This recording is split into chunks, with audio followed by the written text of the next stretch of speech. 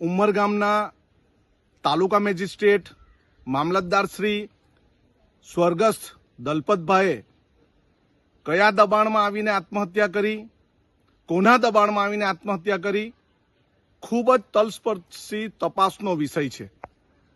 આ દલપતભાઈ માત્ર સરકારી અધિકારી નહીં હતા, આદિવાસી સમાજના શુભચિંતક અને આદિવાસી સમાજનું ઘરેણું હતા. એમના પણ કયું પ્રેશર આવ્યું, કયું રાજકીય દબાણ આવ્યું અને કોણે રાજકીય દબાણ કર્યું એ તપાસનો વિષય છે ને એ તપાસ થવી જ જોઈએ.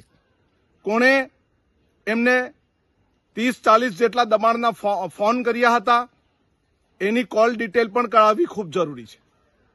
એક આદિવાસી સમાજના દીકરા તરીકે મારા પિતાતુલ્ય આદિવાસી મામલતદાર જો આત્મહત્યા કરવી પડે એ ખૂબ જ આદિવાસી સમાજ માટે ચિંતાનો વિષય છે.